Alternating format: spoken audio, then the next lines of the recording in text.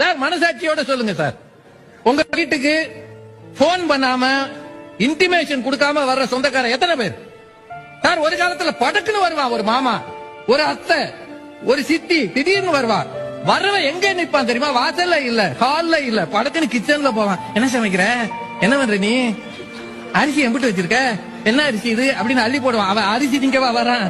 எவ்வளவு அரிசி வச்சிருக்கிறா, கைக்கு மைக்கு காசு இருக்கான்னு பார்க்க வராயா, பார்க்க வரான்.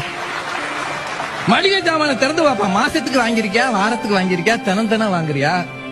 கண்ணுல கண்டுபிடிச்சிருவான் வீட்டுக்காரனுக்கும் அவளுக்கும் சந்தோஷம் இருக்கா, சண்டை இருக்கான்னு. பிள்ளைகளோட பேசுவான். உட்கார்ந்து பேசும்போது அந்த பிள்ளை நல்லவனா கெட்டவனா கண்டுபிடிச்சிருவாயா. வீட்டுக்குள் இருக்கிற ரகசியங்களை கண்டுபிடித்த உறவுகள் வராமல் போனது, வர விடுவதில்லை. நாம் வாசலோட அனுப்புகிறோம். போன் பண்ணாம போனா உங்க ஆளுகளுக்கு அறிவே இல்லையான்னு கேக்குறாங்க.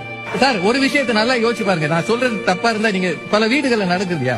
அமெரிக்காவுக்கு போயிடறான், 2 பெருசுகள் இதுதான் அனுப்பி விட்டது. என் பிள்ளை ஃபாரின் போயிடணும் தெருவா சொன்னது. 2 இங்க இருக்கியா, 70 80, ஏதோ ஒரு பிரச்சனை, டயாலிசிஸ் பண்ணணும். இந்த 80 70 கூட்டிட்டு போகணும். எத்தனை நாளைக்கு போகும்?